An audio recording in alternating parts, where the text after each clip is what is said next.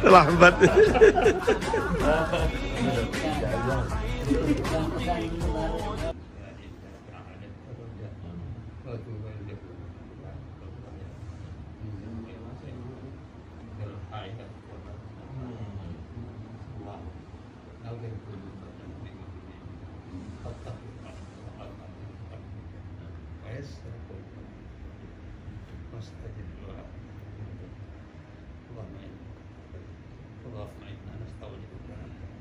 علمتنا فعلمنا وافتح علينا فقد إنك اللهم أرنا الحق حقا وأرنا الباطل باطلا وارزقنا اجتنابه ولا تجعله مستبينا اللهم ما منعتك منه فما نعتني ولا تسلم.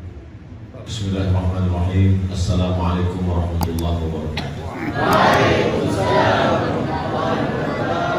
Alhamdulillahilladzi bi ni'matihi tatimmus shalihat. Wassalatu wassalamu ala sayyidis sadat wa ala alihi wa ashabihi ahli al-fadaili wal karamat. Subhanaka la ilma lana illa ma 'allamtana innaka antal alimul hakim. Rabbi shrah li sadri wa yassir li amri wahlul 'uqdatam min lisani yafqahu qawli. Sama-sama kita hormati ayahanda Tuan Guru, matta'anallahu bituli umrihi, nafa'anallahu bibarakatihi. Mudah-mudahan pertemuan kita ini pertemuan yang menurunkan rahmat dan barakah Allah Subhanahu wa taala. Bapak Rektor, para Tuan Guru, para alim ulama, ananda, para penuntut ilmu, tak dapat saya sebut satu persatu. Insyaallah kita semua dimuliakan Allah Subhanahu wa taala. Al-Faqir Abdul Somad datang untuk bersilaturahim kepada Tuan Guru sebagaimana diwasiatkan oleh guru-guru kami supaya untuk datang bersilaturahim mengambil madat barakah. Mudah-mudahan dengan pertemuan itu sesuai dengan janji Rasulullah SAW. Man ahabba yusaqalahu fi rizqihi wa yusa'alahu fi atharihi falyasil rahimahu. Dan hari ini Al-Faqir datang untuk meminta doa, untuk meminta barokah, tapi ternyata diberikan kesempatan untuk berbicara, kesempatan untuk memberikan sepatah dua patah, tapi nyatanya malah berpatah-patah. Mudah-mudahan ini tidak menjadi su'ul adab, tidak menjadi kurangnya adab sehingga tidak barokahnya ilmu. Karena diminta, maka menyampaikan kata-kata ini juga bagian dari penghormatan kepada Tuan Guru, karena diberikan kesempatan untuk memberikan apa yang pernah Al-Faqir dengar. Maka pada kesempatan ini yang pertama, pesan dari Imam Abdullah bin Mubarak, Al-Isnad minad din fanzuru amman ta'khudhu dinakum. Perhatikanlah sanad, karena dalam Islam Ahlus Sunnah wal Jamaah, sanad itu adalah bagian dari kebenaran suatu ilmu. Kalau Imam Al-Bukhari meriwayatkan hadis dari Abdullah bin Maslamah, Abdullah bin Maslamah dari Imam Malik bin Anas, Malik bin Anas dari Abu Zinad, Abu Zinad dari Al-A'raj, Al-A'raj dari Abu Hurairah, Abu Hurairah dari Sayyidina wa Maulana wa Syafi'ina Muhammad sallallahu alaihi wasallam. Dan kelebihan ulama Ahlus Sunnah wal Jamaah dalam semua bidang keilmuan menjaga sanadnya. Dalam bidang fikih berurutan dari mulai matan takrib dari awal, kemudian pindah ke Fathul Qarib, kemudian ke I'anatul Talibin sampai kepada Al-Mahalli. Setelah itu barulah dia baca kitab-kitab besar Al-Majmu' Syarah Muhazzab, Rawdatul Talibin wa Umdatul Muftin. Setelah dikuasai fikih mazhab Syafi'i, barulah kemudian dia membaca kitab fikih yang lain sebagai muqaranah. Tapi dia tetap punya pegangan dalam berfikih bermazhab. Al-Faqir Abdul Somad dulu belajar di Al-Azhar. Man huwal Azhari? Pernah ditanyakan kepada Syekh Ali Jum'ah, man huwal Azhari? Siapa itu Azhari? Azhari, kata Syekh Ali Jum'ah, ada tiga. Yang pertama, akidahnya Asy'ariyul aqidah, Maturidiyul aqidah. Dia mesti berakidah Ahlus Sunnah wal Jamaah. Sedangkan berfikihnya at-tamadhhub bi ahadil madzahibil arba'ah. Dia mesti berpegang kepada mazhab salah satu dari mazhab yang empat. Imam Abu Hanifah, Malik bin Anas, Muhammad bin Idris Asy-Syafi'i, Imam Ahmad bin Hanbal. Lalu kemudian dalam bidang tasawuf hendaklah dia bertawaf sunni, Imam Junaid Al-Baghdadi, Imam Abu Hamid Al-Ghazali. Karena inilah yang akan menjadi pegangan. Adapun ketiga-tiganya ini akidah, fikih dan tasawuf merupakan penterjemahan dari hadis ma huwal iman, akhbirni anil iman. Jawaban Nabi tentang iman, itulah dia menjadi ilmu akidah. Akhbirni anil Islam, itulah dia jawaban Nabi tentang Islam menjadi ilmu fikih. Akhbirni anil ihsan, anta a'budallaha ka'annaka tarahu fa in lam takun tarahu fa innahu yaraka, maka itulah menjadi ilmu tasawuf. Jadi ketiga-tiganya ada pada tuan guru. Adik-adik sekalian tinggal mengambil dan belajar saja. Jangan sampai seperti ayam mati di lumbung padi.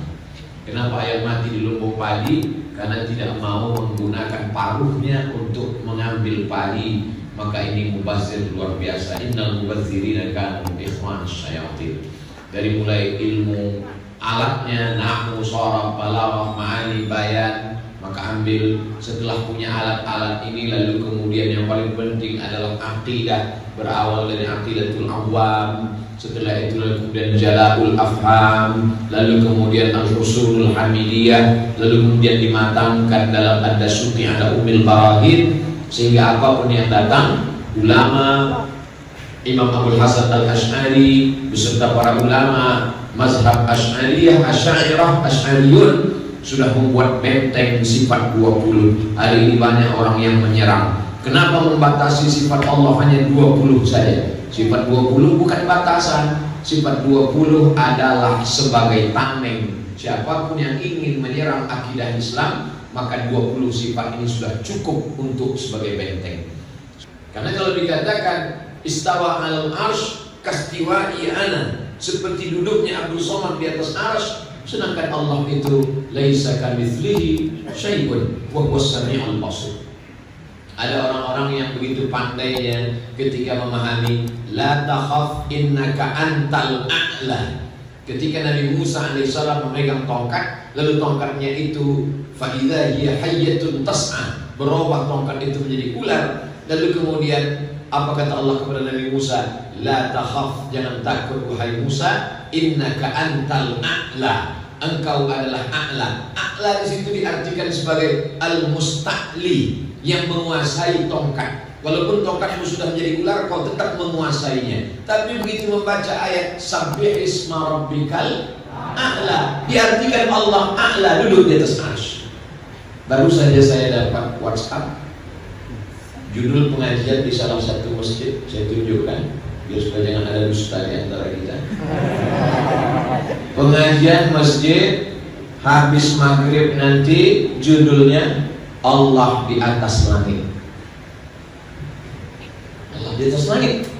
Lalu disampaikan sabbih isma rabbikal a'la, Allah di atas. Padahal kata Imam Tahawi, Allah munazzahun anil jihadis sitti, Allah suci dari 6 arah, depan, belakang, kanan, kiri, atas, bawah. Sekarang itu yang diajarkan. Allah di atas, yusharu bil yad, bisa ditunjuk dengan tangan, terbantahkan dengan satu sifat, laisa kamitslihi syai'un wa huwas samiul basir. Jadi adik-adik sekalian, anggaplah Abdul Somad bukan sebagai tamu, sebagai kakak kelas senior lebih sedikit aja. Yang kebetulan lebih dulu lahir saja. Nah, jadi bahwa semakin tekun wujud qiyam baqa mukhalafatul hawadisi yamu bi nafsi wahdaniyah qudratul ilmun ayat sangat besar kalam. Ada pula Mu'tazilah mengatakan Allah hanya menciptakan manusia, setelah itu Allah pun tidak tahu secara detail. Sebagaimana pabrik spidol, setelah spidol diciptakan, maka pabrik spidol tidak tahu di mana spidol itu berada. Pabrik mikrofon, setelah mikrofon diciptakan, dia tidak tahu ternyata mikrofon ini berada di rumah tuan guru. Maka dibantah oleh sifat 20 alimun. Allah subhanahu wa ta'ala maha tahu. Wa na'lamu ma tuwaswisu bihi nafsu wa nahnu aqrabu ilaihi min hablil warid.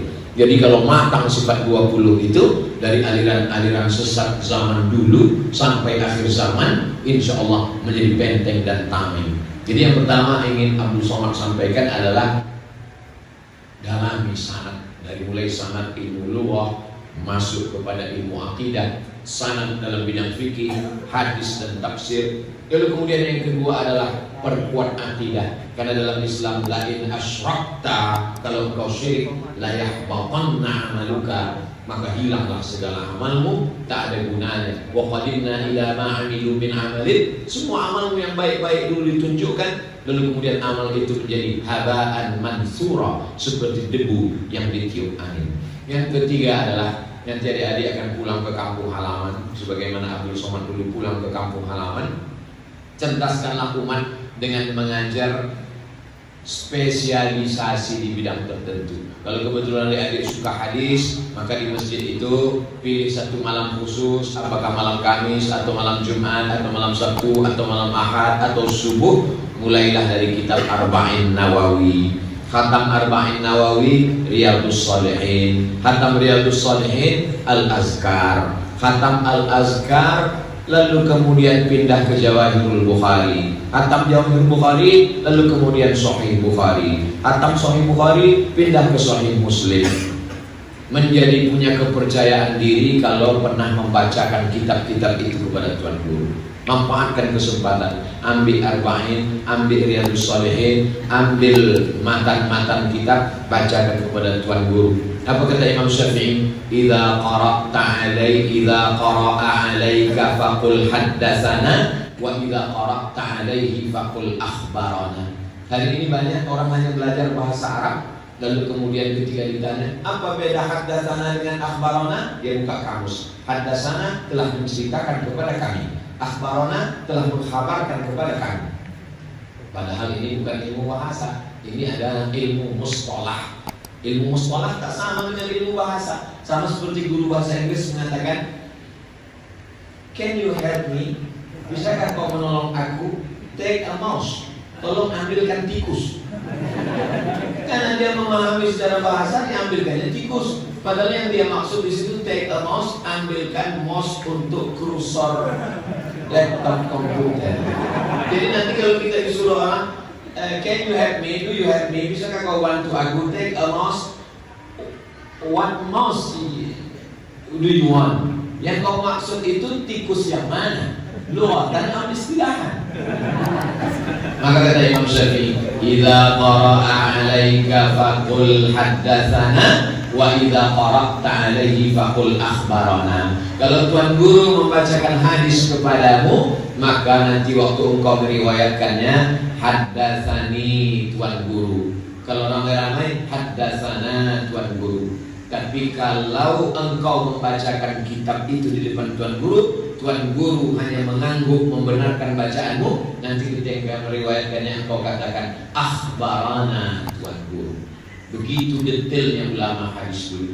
Jadi dengan itu kita tidak hanya sekedar ceramah lalu kemudian habis itu bubar selesai, tapi ilmunya bersilsilah, bersanad, berkitab, sehingga jamaah sudah tahu siapa itu murid Tuan Guru. Apa yang diajarkannya? Arba'in, khatam Arba'in, Riyadhus Shalihin. Selesai itu Al-Azkar. Maka tidak ada yang sia-sia. Anda tidak khatam, niatnya sampai innamal a'malu binniyat. Tapi jangan hanya sampai buka halaman pertama, daftar isi, lalu merasa sudah khatam. Yang keempat adalah bahwa makna dakwah adalah taghyiril ummah min khairin ila ma huwa ahsan minhu. Merubah umat dari sesuatu yang baik kepada yang lebih baik. Oh, Ustaz Abdul Somad kalau ceramah jamaahnya ramai sampai helm hilang. Bukan itu dakwah. Dakwah adalah suatu kebaikan. Ayyahdiyallahu bika rajulan wahidan, satu orang dapat hidayah karenamu, khairum min humurin na'am, lebih baik daripada engkau mendapatkan seekor unta yang merah. Dalam riwayat lain, khairum minad dunya wa fiha, lebih baik daripada dunia dan seisinya. Yang terakhir, yang kelima, setinggi apapun ilmumu, sehebat apapun engkau, tak ada maknanya kalau tidak dapat barokah daripada guru. Abdul Somad hadir hari ini, mudah-mudahan diakui walaupun tidak sebagai murid naturalisasi pun tak apa-apalah, murid part time pun tak apalah. Yang datang, adapun adik-adik beruntung bisa talaqi, bisa mengambil sanad, bisa baca kitab pada tuan guru 24 jam tanpa ada halangan. Datang kemari untuk mengambil barokah. Mudah-mudahan nanti di akhirat kita disatukan termasuk jadi murid kepada guru. Banyak orang belajarnya biasa-biasa saja, tapi mendapatkan barokah guru sehingga menjadi orang yang luar biasa. Kalau Ustaz Abdul Somad biasa di luar. Itu yang dapat Al-Fakir sampaikan, 5 poin, mudah diingat. Kalau adik-adik ingat alhamdulillah, kalau tidak ingat jangan cemas karena banyak handphone yang merekam. Terima kasih atas segala perhatian, mohon maaf atas segala kesilapan. Aku qauli hadza astaghfirullah wa lakum. Al-Fakir mohon maaf kepada tuan guru atas kelancangan, su'ul adab, kurang sopan santun, tata krama yang tidak sesuai dengan kaidah Ahlus Sunnah wal Jamaah. Aku qauli hadza astaghfirullah wa lakum. Wassalamualaikum warahmatullahi wabarakatuh.